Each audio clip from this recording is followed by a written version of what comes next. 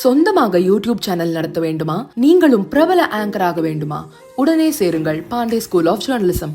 Contact 7338824242. நாட்டில் குழந்தைகளுக்கு எதிராக நடைபெறும் பாலியல் சம்பவங்கள் பள்ளி, கல்லூரி போன்ற கல்வித்துறைகளில் சமீப காலமாக அதிகரித்து வருகிறது.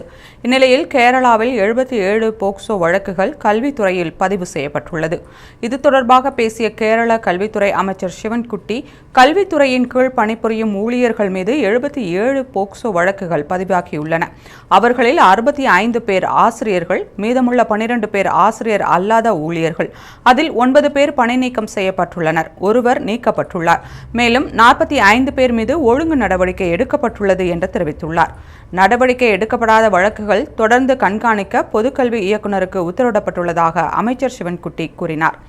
தொழிற்கல்வி பிரிவில் 2 ஆசிரியர்கள் மற்றும் 1 தொழில்நுட்ப உதவியாளர் உட்பட 3 போக்சோ வழக்குகள் பதிவாகியுள்ளன. இந்த 3 வழக்குகளும் நீதிமன்றத்தில் நிலுவையில் உள்ளதால் அவர்கள் மீது ஒழுங்கு நடவடிக்கைகள் எடுத்து வருகிறோம். மேல்நிலைப் பள்ளியில் 21 ஆசிரியர்களும், அரசு பள்ளிகளில் 14 பேரும், அரசு உதவி பெறும் பள்ளிகளில் 7 பேரும் சஸ்பெண்ட் செய்யப்பட்டுள்ளனர். இவற்றில் 4 வழக்குகள் நடப்பு கல்வியாண்டு தொடர்பானவை என அமைச்சர் சிவன்குட்டி தெரிவித்துள்ளார்.